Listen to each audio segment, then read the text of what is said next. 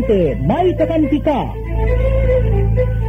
Programang magtataguyod, kikilala at magbibigay halaga sa mga babae, ina, asawa, kapatid at anak na nakipagsapalaran sa ibayong dagat sa adhikaing mapabuti ang kalagayan ng kanilang mga mahal sa buhay. Babaeng Migrante, may kakampi ka. Programang hatid ay makabuluhang pagsasabula, talakayan at impormasyon. Handog sa inyo ng kapisanan ng mga kamag-anak ng migranteng manggagawang Pilipino. Babaeng Migrante, may kakampi ka.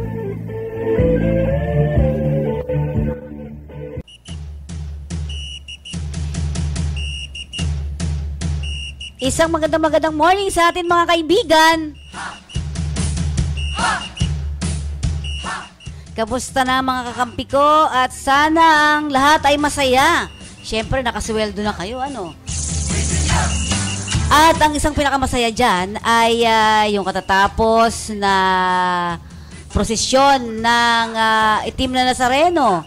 At sinundan yan ng pagdating ng Santo Papa. At siyempre, itong Enero ay araw naman ng mga kapistahan para sa Santo Niño.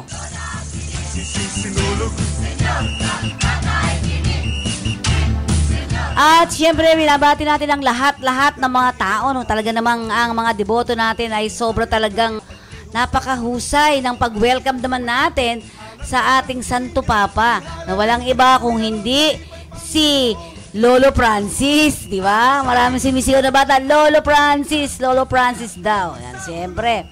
At alam niyo ba, kakaiba ang Pilipinas, ha? Napakarami.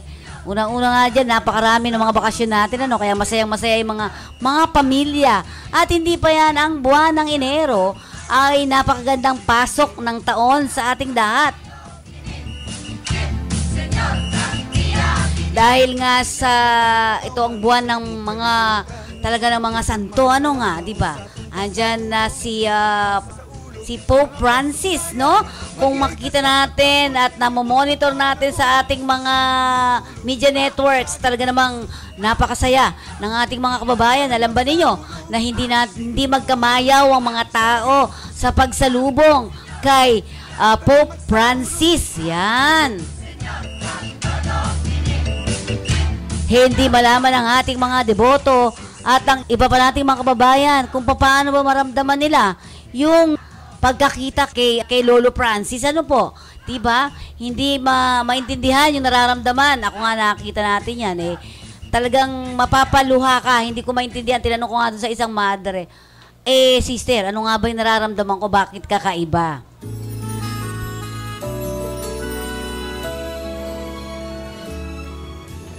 At syempre mga kaibigan at kakampi ko, alamin muna natin, ano nga ba ang istorya o ano nga ba kung babalikan natin ang buhay ni Pope Francis, no? Tingnan natin, tunghayin nga natin ano nga ba ang meron dito sa pamosong Lolo Francis na ito. Did you ever give them bread to eat?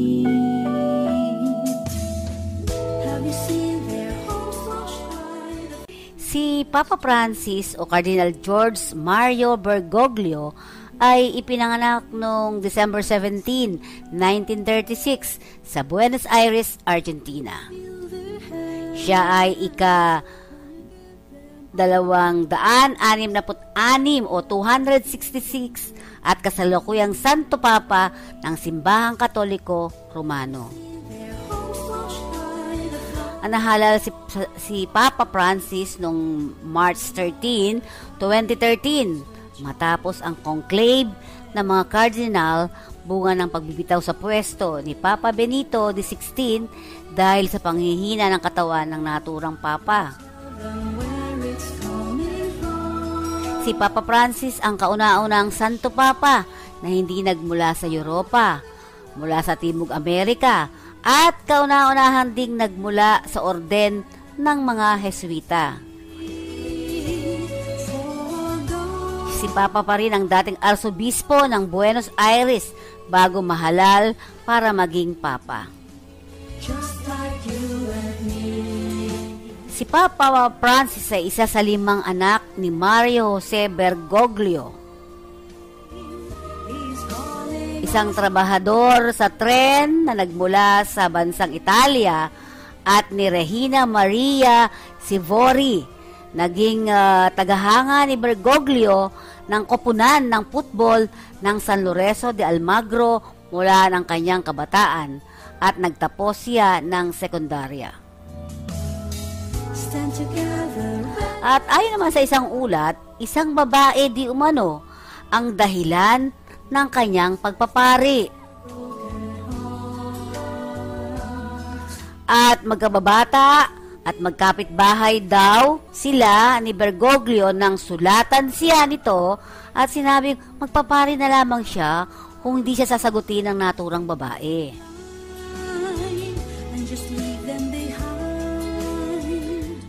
At matapos siyang pumasok na sa seminaryo ng Villa Devoto si Bergoglio. At noong March 11, 1958, lumipat sa samahan ni Jesuita, kung saan niya tinapos ang pag-aaral sa humanities sa Chile. Noong 1963 naman, sa kanyang pagbabalik sa Buenos Aires, nakakuha siya ng degree sa filosofiya sa seminaryo ng San Jose, San Miguel. At mula naman noong 1964 hanggang 1965, nagturo siya ng panitikan, psikolohiya, filosofiya sa Immaculata College sa Santa Fe at University of El Salvador sa Buenos Aires noong 1966. Habang noong taong 1970 naman, natapos niya ang degree sa teolohiya at naordinahan bilang pare noong December 13, 1969.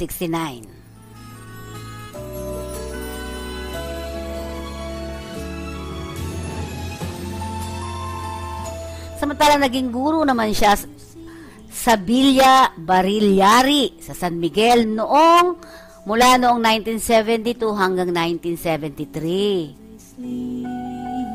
Samantalang noong July 31, 1973, naihelal siya bilang provincial sa Argentina at nagsilbi sa posisyon sa loob ng 6 na taon. Mula 1980 hanggang 1986, naging rektor siya ng Philosophical at Theological Faculty ng San Miguel. At naging kura ng simbahan ng Patriarka San Jose. Samantala, nagtungo siya sa Germany noong 1986 para tapusin ang kanyang doctoral thesis. Pinadala naman siya ng mga nakatataas sa kanyang University of El Salvador at Corboda, kung saan nagsilbi siyang bilang direktor, pang-espiritual at tagapagkumpisal.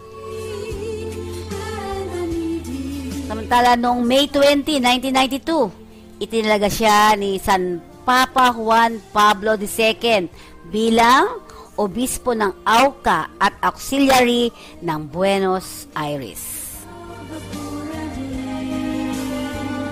Naging obispong coadjutor siya ng Buenos Aires noong 1997 at pinalitan si Cardinal Antonio Quarancino matapos ang 1 taon.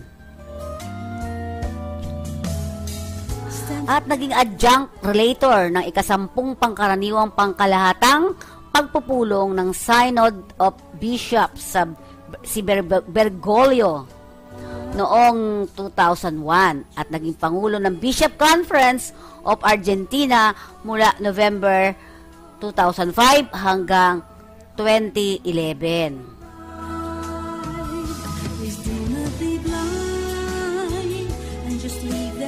Kilala si Bergoglio bilang simple at mapagkumbaba.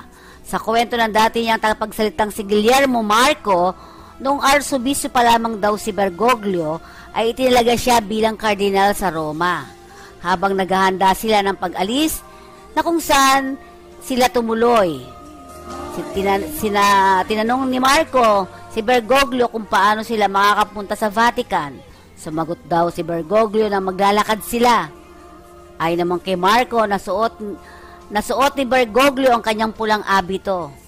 Sinagot naman siya ni Bergoglio na maaring maglakad kahit sino sa Roma na may saging sa ulo. At siyempre, wala daw pakialam ang iba.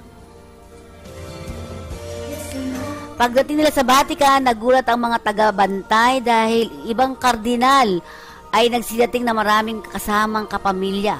Samantalang 3 lamang ang kasama ni Bergoglio na naglakad patungong Vatican. Ipinoklama si Cardinal ni Papa Juan Pablo II noong February 2001. Sa titulong paring kardinal ng San Roberto Villarmino. Sumasakay lamang ng tren at iba pang pampublikong sasakyan si Cardinal Bergoglio. Mas pinili rin tumira sa maliit na silid ng isang hotel kaysa palasyo ng Arsobispo sa Buenos Aires noong siya'y kardinal. Tinagurian din siyang Papa para sa mahirap dahil sa kanyang pagiging malapit at maturungkulin sa mga mahihirap. Naniniwala siya na ang simbahan ay para sa lansangan. Nagpatayo siya ng mga kapilya at misyon sa mahihirap at pinadala ang mga seminarista upang magsilbi o pagsilbihan ng kanilang kababayang naghihikahos. Naging malaking kritiko rin sa Pangulong ng Argentina na si Cristina Fernandez de Kirchner na nagsabatas ng pagpakasal sa kaparehong kasarian noong 2010. Nilabanan niya ang anumang kawalang katarungan gaya ng maling pagtrato sa mga migranteng manggagawa mula sa ibang bansa at sa mga nabibiktima ng pang-aabusong sexual at pangangalakal. Ang mga panlipo ng usapin gaya ng aborsyon at kasal sa kaparehong kasarian.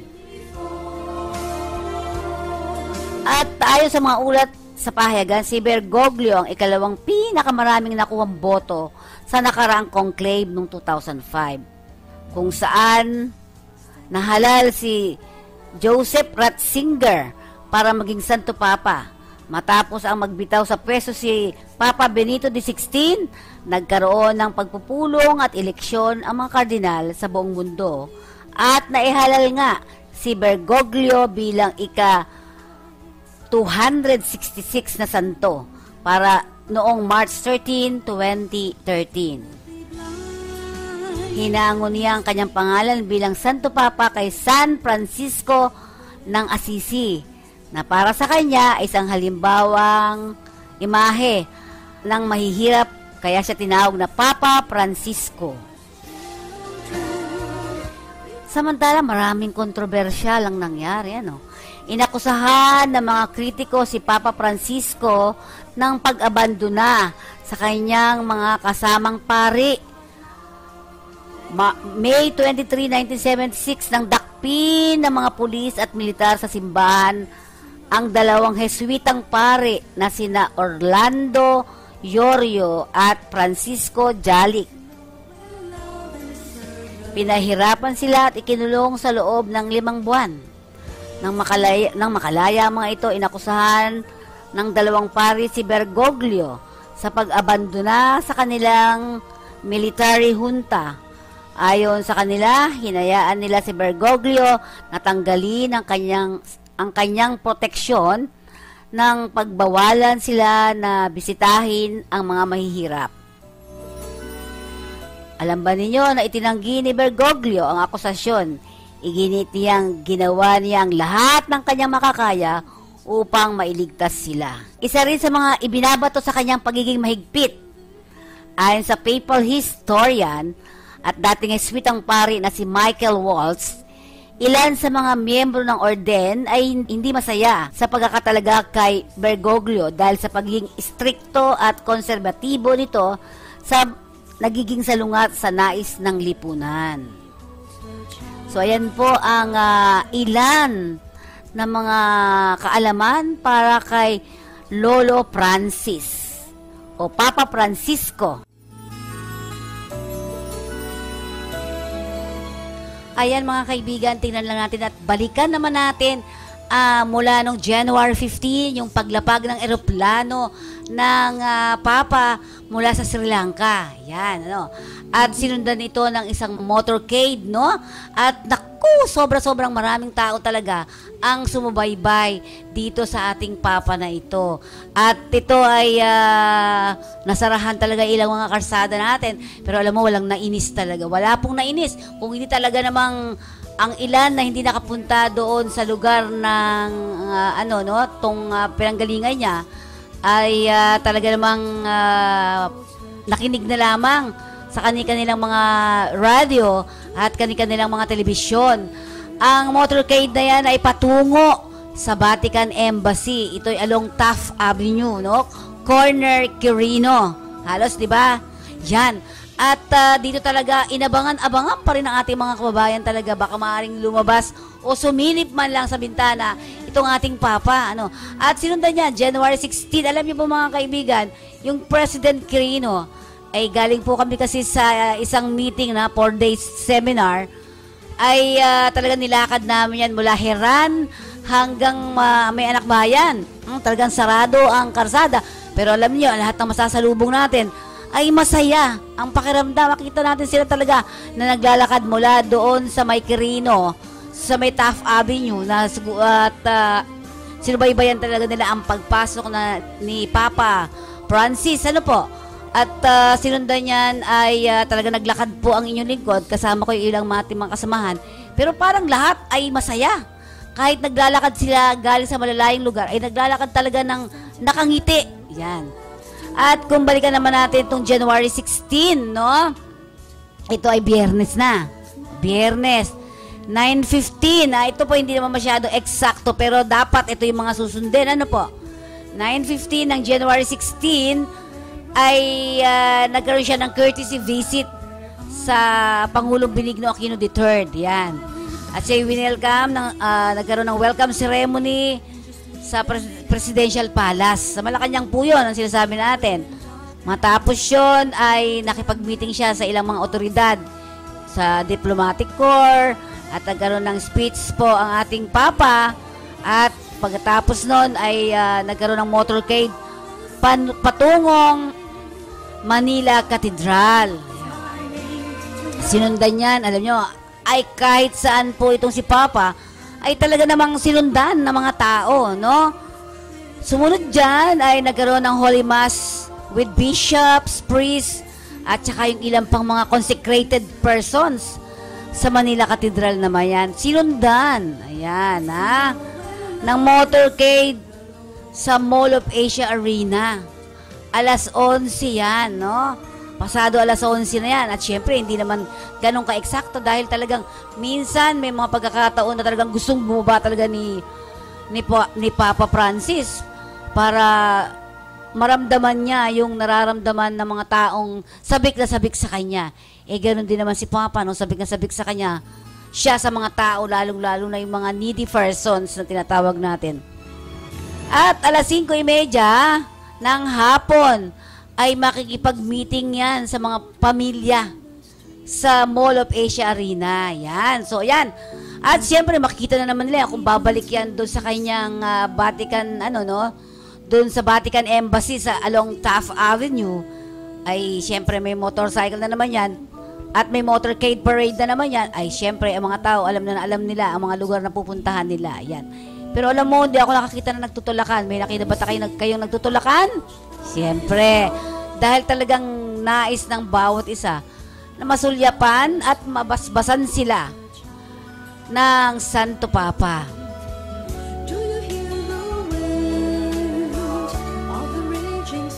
January 17, alas 8 po yan, mga alas 8:15. Yan.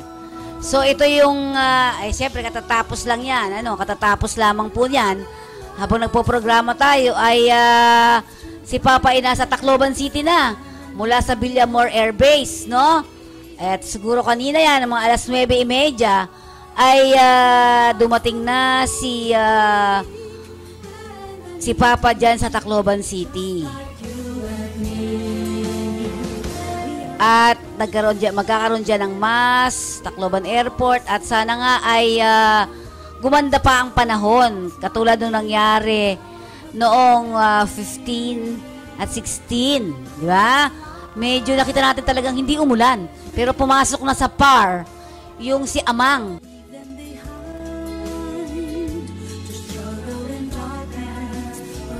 At mga kaibigan, hopefully arrival supposed to be ni Papa ay 9:30 a.m. sa Tacloban City.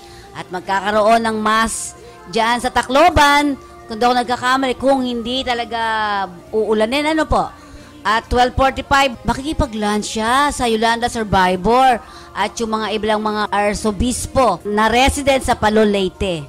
Yan, diba? At blessing ng Pope Francis Center for the Poor in Palo, Leyte. Susundan niya na 3:30 po, ha? Kung maganda pa yung mga panahon talaga, ay makikipag-meeting ulit yan sa mga seminarians, sa mga pare, at dun sa mga pamilya ng Yolanda Survivor at doon sa Palo Cathedral. Ayan, 5:00, kung hindi magbabago mga panahon, departure niya sa Maynila, papuntang Maynila. So, arrival niya rito sa Manila, sa Villamor Airbase siya dadaan. 6:00 po yan, mga 6:00 po, At ang January 18, January 18 naman, meeting with leaders of various religion sa UST, ito. At hopefully sana hindi talaga umulan dyan, kasi open yung space sa UST, 10:30, meeting naman sa mga youth sa sports field ng UST. At mag-speech na naman po ang ating Papa dyan. At susundan yan ng motorcade papuntang Rizal Park. 3:30, yung concluding mass sa Rizal Park, Manila. Ito yung grandstand, Yan.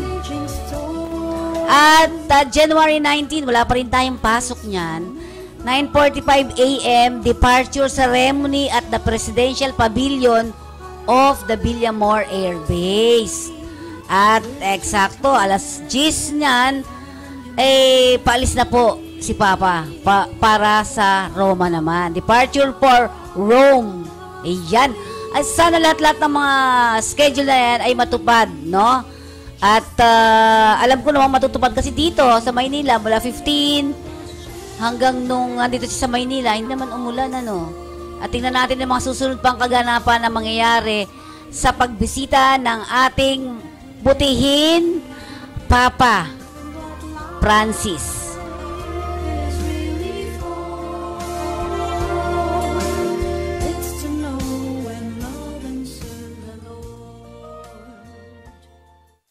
Swak sa ating pangalan, may balitang puno ng pag-ibig. Ngayon, kahit arawan ng kita, pwedeng magkabahay. Dahil interes na affordable loan, pinakamababa na. 4.5% na lang. Hulog buwan-buwan, kayang-kaya. Kailangan ng mas malaking bahay? Sige, lipat na! Sa regular housing loan naman, binaba ng 40%. Milyon-milyong buhay na ang aming napaganda. Dapat kayo naman. Sa pag-ibig, ang pinaghirapan may katuparan. Ready?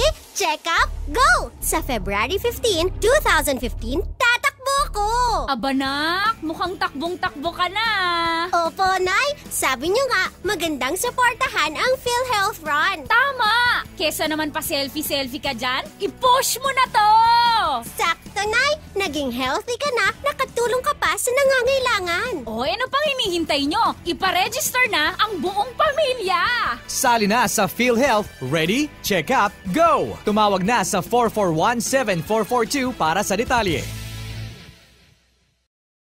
Maging mapanuri, huwag maging biktima. Ito ang karanasan ni Joanna, Elena at Shona. Sinabi niya sa nanay ko, mabibigyan nila ako ng trabaho. Pwede niya daw akong gawing singer. Sa abroad daw. Doon ako pupunta para magtrabaho. Hindi niya sinabi yung trabaho ay sumayaw ng nakahubad. Kinulong ako kasama ng mga ibang babae at hindi pinakain. Umabot ako ng Singapore. Pinilit naman ako makipagtalik sa mga foreigners. Doon ako nabuntis. 15 years old lang ako noon. Dito sa Pilipinas, 100,000 na bata ay pinapasok sa sex trade. Ang child trafficking ay isang krimen. Mag-report sa action line 02-1343. Hindi mo kailangang makita ang mga mukha nila para maramdaman ang takot nila. Isang paalala mula sa ECPAT Philippines, Interagency Council Against Trafficking, PIA at ng himpilang ito.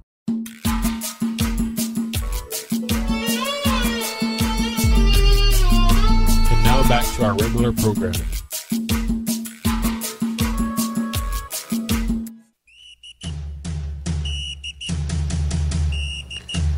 At kalinsunod pa rin yan dahil sa mainit na pagtanggap ng mga Pilipino sa pagbisita ni Pope Francis sa bansa.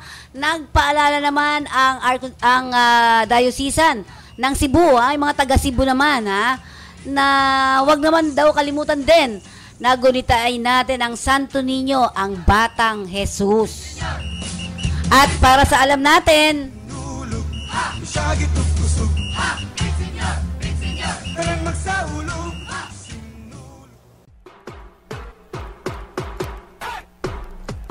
okay, ang Santo Niño po ay Kristiyanong representasyon o imahe ng banal na sanggol na si Jesucristo.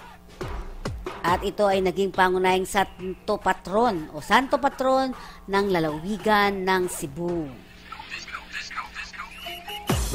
Ating balikan ang kasaysayan nito. Isang araw ng linggo, March 31, 1521, nang sapitin ng mga Espanyol ang Pilipinas. Sa pangunguna ni Ferdinand Magellan, isang tripulanting Portuges. Dumaong sila sa pangpang ng isla ng Limasawa. Samantalang ang tropa ni Magellan ay nagtungo naman sa Cebu at dito ay magilo silang tinanggap ng mga katutubo. Bilang pagpapasalamat nila sa mainit na pagtangkilik sa kanila ay bininyagan si Raha Humabon, si Raha Colombo at 400 pang iba pang relihiyong Kristyanismo at kinilala bilang ang mga unang Kristiyano sa bansa, pamagitan ni Raha Humabon at ni Raha Colombo. Liban dito, ang mag-asawang namumuno sa isla na sina Raha Humabon at Hara Humamay ay binigyan ng Kristiyanong pangalan at kinilala bilang Haring Carlos at Reyna Juana. Bilang simbolo naman ng kanilang alyansa at mabuting pagkikipagkaibigan, ibinigay ni Magellan kay Juana ang imahe ng Santo Niño, nayari sa kahoy at inukit ng mahusay na artisanong Flemish. At samantala, ano ba ang hiwaga ng imaheng ibinigay sa mag-asawa? At muli, pagbabalik ng mga Espanyol sa Pilipinas ay pinaghandaan ng mga katutubo. Sa takot na sila'y muling magapi ng mga ito. Sa kasawayang palad, dala ng mga Espanyol ang kanilang malalaking kanyon. Kasama ang mas pinaigting na puwersa naman pandirigma. Ang sagupaan ay humantong sa pagkasunog ng Kalakhang Cebu at kabilang sa nasunog ay ang lugar ng pinagtataguan ng banal na imahe, ang imahe ng Santo Niño. Ang Santo Niño ay natagpuan ng sundalang si Juan Camus. Sa di maipaliwanag na dahilan ay walang natamo na kahit anong pinsala ang Santo Niño. Sa loob ng 45 taon, halos wala nang nakakaalam tungkol sa imahe at kung saan ito'y ligtas na nakatago hanggang sa matuklasan ng mga sundalo. Di lamang minsan nagpakita ng milagro ang banal na Santo Niño. Ang ilan sa mga unang natala ng himala ay mababasa sa mga libreta na ipinamagatang Milagros de Santo Niño at Sermon Mysticas. Ang naturang mga himala ay kumalat sa buong lalawigan, maging sa mga karatig probinsya na yumakap na rin sa Kristyanismo. Isang simbahan itinayo noong April 28, 1565 sa panguna ni Father Andres de Ordaneta. sa lugar na kinatatagpuan ng imahe at tinawag na Basilica de Santo Niño upang magkaroon ito ng permanenteng paggalagakan at magkaroon na rin ng tiyak na lugar na maaaring puntahan ng mga deboto na dumarayo sa Cebu. At ang buwan ng Enero ay tinuring na panahon ng pagsamba at pagdebosyon sa mahal na Santo Niño. Nandito ang ilan mga pista para sa banal na sanggol tuwing buwan ng Enero. Ang ati-atihan sa Kalibo, Aklan, sinulog sa lungsod ng Cebu, ang dinagyang sa lungsod Iloilo, binanog sa Labanao, Iloilo, sinulog sa lungsod Kabangkalan, Negros Occidental, Santo Niño man sa Makatao sa Makato, Aklan, Kahimunan sa Libertad, lungsod Butuan, Batan, Ati-Atihan, Malakara ng Batan, Aklan.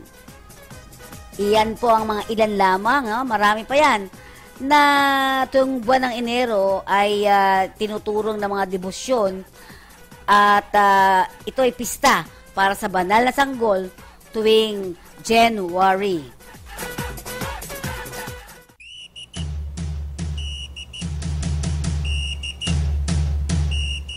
At yan ang unang hirit ng ating programa. Masayang-masaya dapat.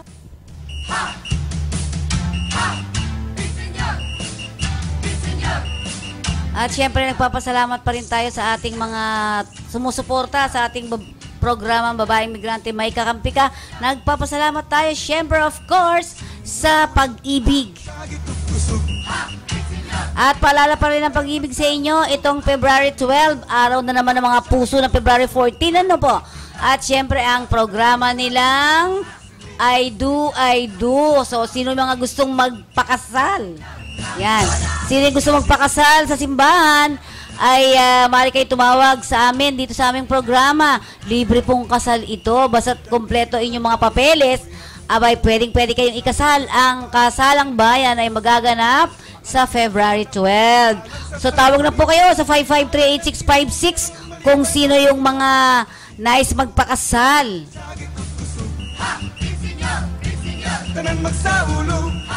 At dahil Year of the Sheep, syempre maganda ang pasok sa Pilipinas niyan dahil nga sabi nga ang sheep ay mabait na hayop, no? Talagang napakabait niya at mahinahon, ika nga. So ang buong taong papasok ay mahinahon nga, ika nga, di ba? Ayan, bisitahin nyo kami sa aming kakampi.news.blogspot.com at www.ustream.tv/channel/kakampi online. At para naman sa ating mga tagapagtaguyod, syempre of course, pinasalamatan na natin ang Pag-ibig. At syempre nandiyan ang Social Security System. At maraming salamat din sa PhilHealth. Sa inyo pong lahat, alam ko nagtitiwala po kayo sa ating Babaeng Migrante May Kakampi Ka at walang humpay na pasasalamat po ang aming ipinapaabot sa inyo. At syempre, kaibigan, mga kakampi ko, ang sinasabi natin, syempre, huwag tayong basta asa-asa lang, ano po, at tayong magdasal. Syempre, nasa tao ang gawa, nasa Diyos ang awa, ika nga. At tuloy-tuloy pa rin tayo sa ating programa. Ngayon ay January 17. Lucky number, 17. Ayan. At ating alamin ang ating mga balita sa Sabadong ito.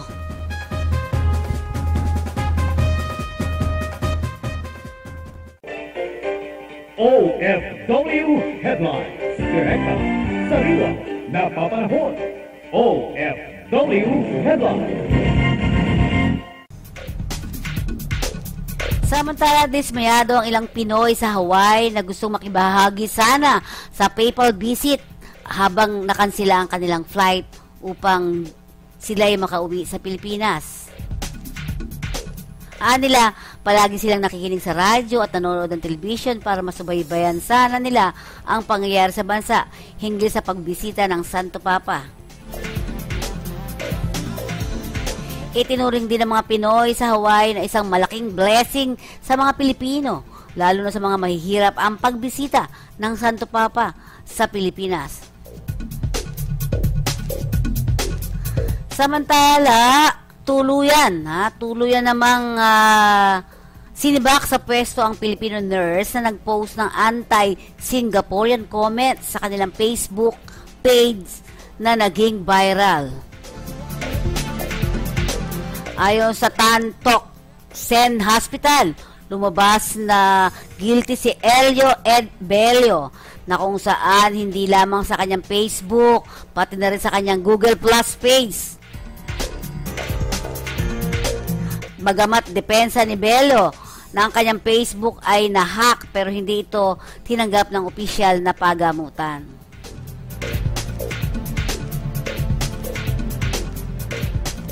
Ang nasabing nurse ay pumasok lamang sa pagamutan noong October 2014 at siya ay nasa probation nang masuspinde dahil sa ginawa niyang posting hanggang sa tuluyan na siyang tinanggal sa serbisyo. Samantala, pinag-iingat ngayon ng Malacanang mga overseas Philippine workers. Makinig po kayo sa balitang ito. Sa kanilang inilalagay na post o pahayag sa mga social network site gaya ng Facebook o Twitter. Sa harap na ito ng pagkakatanggal ng isang Filipino nurse sa Tan Toc Seng Hospital matapos na kumalat ang kanyang komento sa Facebook na kung saan sinabi niyang talunan ng mga Singaporean sa sariling bansa sabay hangad ng kalamidad o pinsala sa Singapore.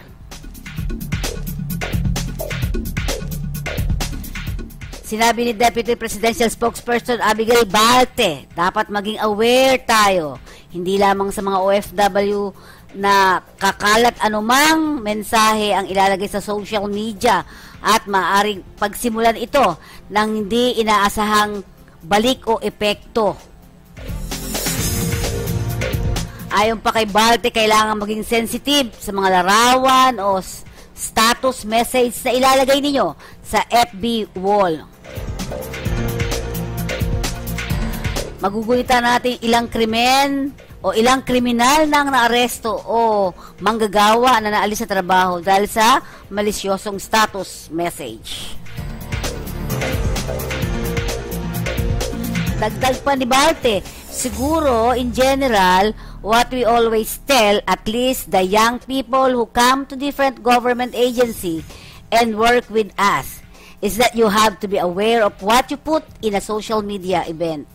Even if your circle is only composed of your friends, because we can see in instances that it can go beyond your intention.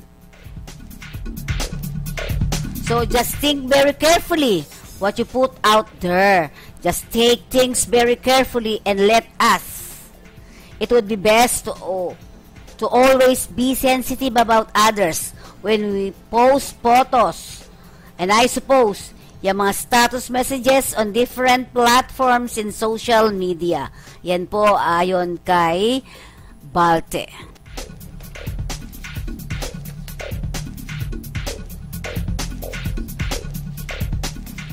Kasabay ng mainit na pagdagap ng mga Pilipino sa pagbisita ni Pope Francis sa bansa, nagpapaalala naman ng Cebu Archdiocese sa kanilang nasasakupan na huwag kalimutang gulitain ang Santo Niño o ang Batang Jesus. Nataon ang kapistahan ng Santo Niño sa darating na linggo, bukas po yan, na kung saan magkakaroon naman ng malaking misa si Pope Francis sa Luneta sa Maynila. Dumating sa bansa nitong Huwebes ng hapon ang Santo Papa at mainit namang sinalubong ng libu-libong Pilipino. Maliban sa Cebu na kinalala sa kanilang Sinulog Festival, kilala rin ang Tondo sa Maynila sa mga dumadayo o dinadayo tuwing kapistahan ng Santo Niño. Una rito, hinikayat ng Simbahang Katoliko o Katolika ang publiko na makiisa sa misa sa Luneta na magdala ng kanilang imahe ng Batang Jesus. Malaking bahagi ng kapistahan ng Santo Niño sa Cebu ang kanilang Street Fluvial Parade. Samantala, nagsagawa rin ng pagsanay sa Fluvial Parade na gagawin sa Mactan Channel kasama ang Coast Guard, Navy at iba pang ahensya ng pamahalaan. Samantala, inahayag naman ng Coast Guard na ikakansila ang fluvial procession kapag sumama ang panahon sa lalawigan buga ng Bagyong Amang. Samantala, patuloy umano ang pagdating sa lungsod ng Cebu ang mga balikbayan na nagnanais na makiisa sa kapistahan. Isinailalim naman sa full alert ang pulisya ng Cebu City nitong Lunes at ipatutupad ang gun ban para sa mga Sinulog Festival na nakatakdang gawin sa Linggo at dinadayong Grand Parade. Tinatayang 1,000 pulis umano ang itatalaga ng lungsod sa mga dadaanan ng Grand Parade. Bukod pa ito sa puwersang ilalagay ng mga barangay para tiyakin ang kaayusan at seguridad ng selebrasyon.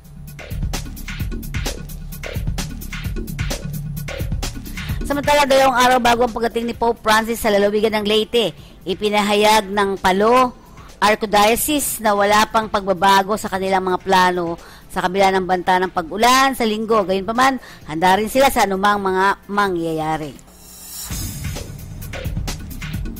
Samantala, sa kinumpirma ng isang overseas Filipino worker sa bansang Libya na maraming katulad niyang OFW ang gustong magbakasyon sa Pilipinas dahil matagal na silang hindi nakakauwi at nakakapagbakasyon. Ngunit natatakot silang magbakasyon sa bansa baka hindi na sila makabalik pa sa kanilang trabaho dahil sa umiiral na Alert Level 4. Dahil dito, hiniling nila sa gobyerno, partikular na sa Department of Foreign Affairs, na hindi naman nila lalahatin, wag naman nilang lahatin ang mga OFWs. Hiling pa nila na may exemption sana ang pagpapairal ng Alert Level 4. Dahil hindi lahat ng bahagi ng Libya ay magulo o may pinangyayarihan na bakbakan ng mga rebelde, kundi ilang lugar lamang. Ayon pa sa isang OFW, sa lugar ng kanilang pinagtatrabahuan, lalo na ang mga nagtatrabaho sa may oil companies at Ministry of Health, ay malayang nakakapagtrabaho at wala namang problema sa kanilang seguridad. Dahil mahigpit naman ang proteksyong ibinibigay sa kanila ng kanilang mga amo.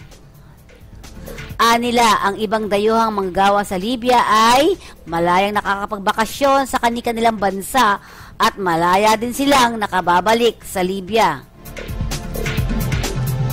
Kaugnay ito, inihayag ni Charge the Affairs Adelio Angelito Cruz na muling ipatutupad ang Embahada ng Pilipinas sa Libya ang repatriation ng mga OFW sa naturang bansa. Ayon pa sa Facebook account ni Cruz, ang susunod na repatriation schedule ay January 28, 2015. So ngayon po ito January 28 ang susunod na repatriation schedule.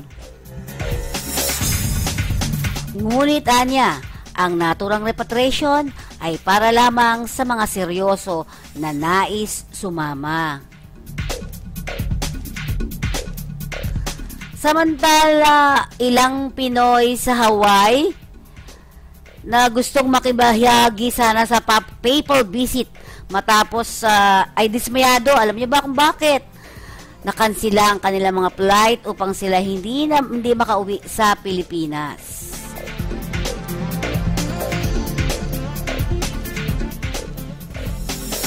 Yan ang ating mga balita sa Sabadong ito.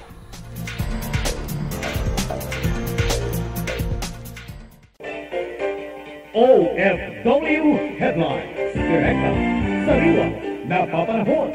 OFW Headlines. Swak sa ating pangalan, may balitang puno ng pag-ibig. Ngayon, kahit arawan ng kita, pwedeng magkabahay. Dahil interes na affordable loan, pinakamababa na. 4.5% na lang. Hulog buwan-buwan, kayang-kaya. Kailangan ng mas malaking bahay? Sige, lipat na. Sa regular housing loan naman, binaba ng 40%. Milyon-milyong buhay na ang aming napaganda. Dapat kayo naman. Sa pag-ibig, ang pinaghirapan may katuparan. Uy, Hoy, girl! Nabalitahan mo bang meron na namang PhilHealth Run? Aba, maganda yan, girl, ah. Kailan? Sali tayo ulit. Sa February 15, 2015. At kagaya ng dati, we're running for a cause. Abay, mas dapat pala nating suportahan yan. Tara, register na tayo at i-push na natin sa tropa ito. February 15, 2015. Save the date! Sali na sa PhilHealth. Ready? Check up, go! Tumawag na sa 441-7442 para sa detalye.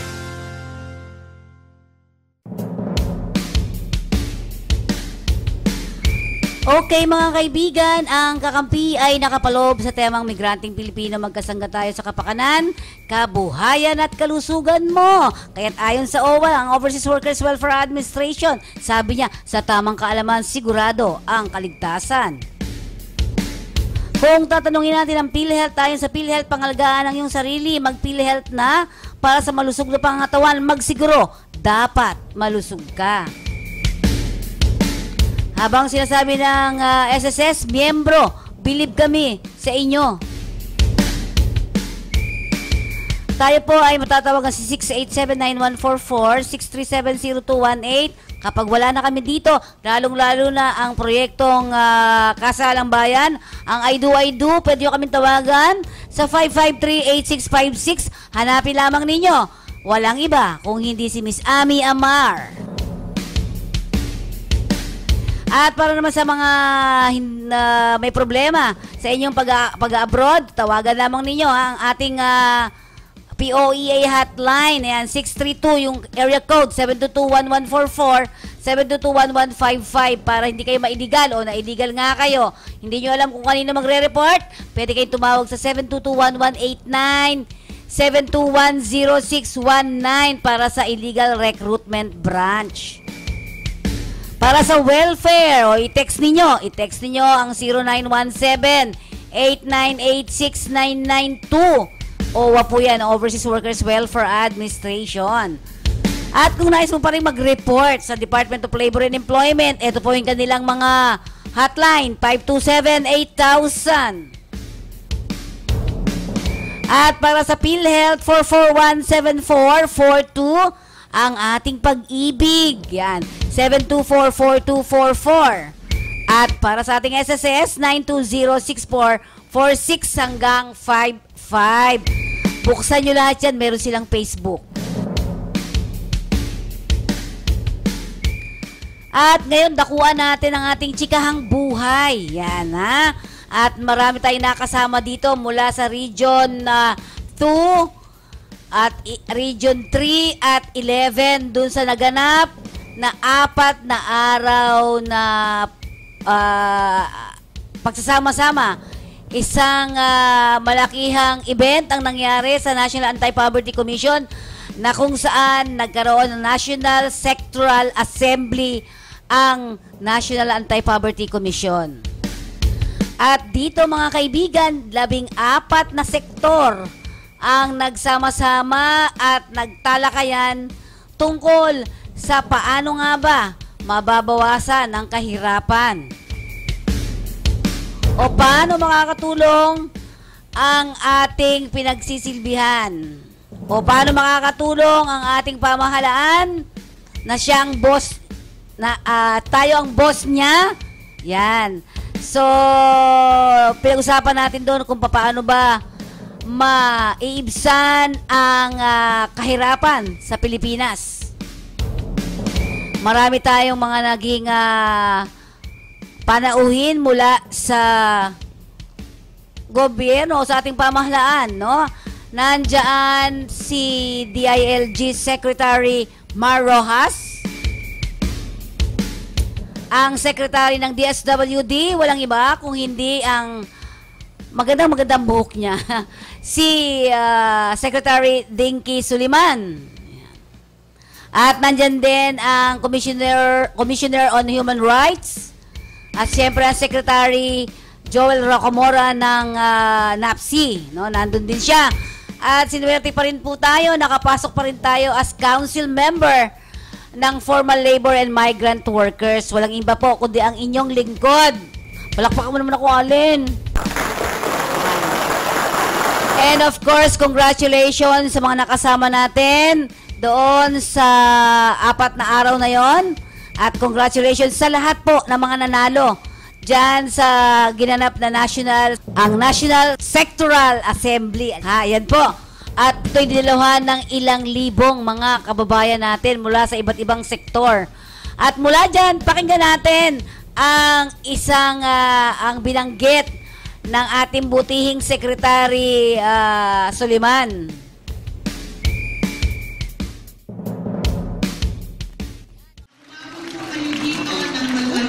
Ayos at handang-handang makipagtalakayan, makipagtagisan sa ating pagtitipon ngayon. Pagpugay din at pagkilala sa lead convener ng ating National Anti-Poverty Commission, kay Secretary Joel Rocamora, at sa Vice Chair na si Marlon Manuel, ang ating mga leaders ng National Sectoral Council, ang matagal ko na pong kasamang naglalakbay sa ating pagbabago, si Secretary Ging Deles ng OPAC at si Chairperson Eta Rosales ng CHR. Hindi mo halata na si Joel, si Ging at si Eta at ako, mga nasa anong tawag natin doon? Double citizen. Dual citizen. Kasi katulad, kasama na po kami ng sektor na senior citizens. Diba? Kaya kung bakit huli, halos isang taon na po ang ating ginugol mula po nung pinili natin ang isang Pangulo na ang hangarin ay pagbabago. Sapagkat siya ay sa ating tingin nagsalamin ng marami sa ating gustong mga pagbabago igagawin. At yan po nakasama natin ang ating kalihim mula sa DSWD. Walang iba kundi si Secretary Dingy Suliman. At ngayon, sundan naman natin ito, yung mga nakausap natin na mga OFWs na napasama doon sa National Anti-Poverty Commission na 4 na araw. Nakasama natin ito para sa pagtataguyod ng karapatan at kagalingan ng mga migranting manggagawang Pilipino. Batiin mo sila sa ilang language. Okay, sige, go. Lahat ng mga OFW kabayani sa Region 2, especially sa Nueva Vizcaya, sa lahat ng mga OFW kabayani. Mga kabayan, nandito ako sa National Workers Assembly Sector dito sa Maynila. So, naipagmamalaki ko ang mga association natin sa municipality, then provincial, then region. So, ini-invite ko sa lahat ng mga OFW na hindi pa nakapag-register dahil sa napakaraming benefit na ibinibigay ng DOLE OWA sa atin. Paano mag-member sa inyo? Ma'am, simple lang po ang pag-member sa amin kasi may mga member profile kami galing ng DOLE. Then, pag nakakuha na kami, ma'am, ang ginawa ko po kasi from municipality namin, nag-registered kami sa DOLE. Then, after DOLE, nagpa-accredit kami sa municipality namin. So, after that, nag-federate kami sa Nueva Vizcaya chapter. Then, nag-elect po kami sa buong Region 2. So, ngayon, ma'am, ini-encourage ko po lahat ng mga OFC sa Region 2 na kailangan na ma-registered namin ang mga organization sa DOLE. Then, ma-accredit kami sa mga municipalities para sa ganun magkaroon ng budget, makasali sa budget ng local government unit. So ano mga ginagawa nyo ngayon? Nagka-training ba kayo? Ay, marami po kaming mga trainings, ma'am, sa mga livelihood project, sa mga program ng OWA. Nakatapos na po kami ng mga trainings sa mga manicure, pedicure, sa mga computer computer literacy, then yung mga massage, nakatapos na rin po kami. Then nakapagbigay na rin ang mga OWA ng mga livelihood projects sa 10K ma'am, yung mga Balik Pinas, Balik Hanap Buhay. So far, sa ngayon ma'am, may mga training kami sa mga iba't ibang municipality, sa mga undocumented and Pinis, at saka yung mga iba pang mga umabroad na maraming problema, mga stress. Natapos na po nung last month yung mga trainings, then naggagawa po sila ng mga document para makakuha sila ng assistance galing ng DOLE at saka OWA po. Okay. So ano mga numero pwede namin tawagan? You are Isabelita, di ba? Isabelita. Yes, ma'am. Ang pwede ninyong tawagan na number ko, ito, ang Globe, 0906-595-3918. Pakiulit.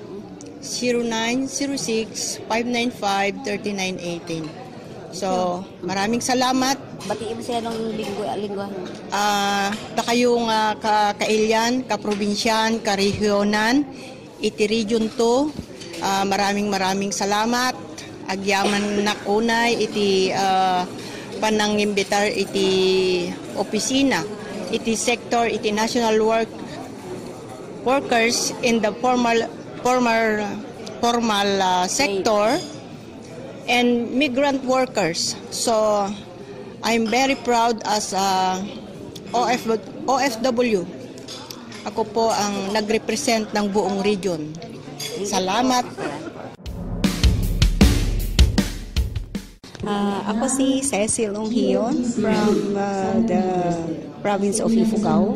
Ano yung organization yun? Ang organization is, I represent the Ifugao Federation of OFWs and their families. Yes, ma'am. Anong tawag niyo doon? Organization po, federation ng mga... Anong tawag niyo doon? Ifugao Federation of OFWs and their families. Yan po. The activities ang ginagawa namin is, ito po, may isa is sineselebrate namin yung Provincial Migrants Day as a province. Kami po ang unang province sa CAR na gumawa noon. And also, we celebrated once the Ifugao Family Day for OFWs. That was December. Kami po yung unang province na gumawa noon. And we have some trainings facilitated, like the conduct of financial literacy to the members of the OFWs and their families. And also we have the training for fathers, fathers na OFW. At muli, mabuhay tayong lahat at mabuhay si Papa Francis dahil sa kanyang pagstay dito sa Pilipinas, at alam kong magiging maligaya ang lahat ng Pilipino dahil sa dami ng mga magagandang nangyari ngayong 2015. At muli po, wala na naman tayong oras. Isang magandang umaga po muli sa ating lahat, at naway maging maligaya tayo sa araw ng mga panahon na to, at panalangin pa rin natin na maging maayos ang paglalakbay ni Pope Francis. Sa inyo po lahat, paalam po.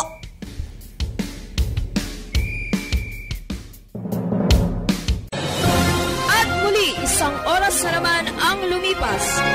Lagi nating tatandaan ang lahat ng problema ang kinakaharap. May kasagutan dito lang sa ating programa, Babaeng Migrante, May Kakampi Ka. Programang totoo para sa masa. Serbisyong totoo para sa OFWs. Muli, ito ang Babaeng Migrante, May Kakampi Ka. Nagsasabing kapuso ka man, kapamilya o kapatid, dito sa DWWS, May Kakampi Ka!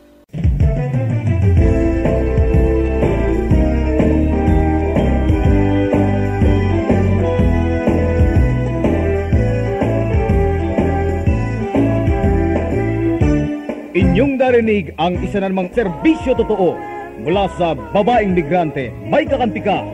Maraming salamat po. Sa inyo, pagsisig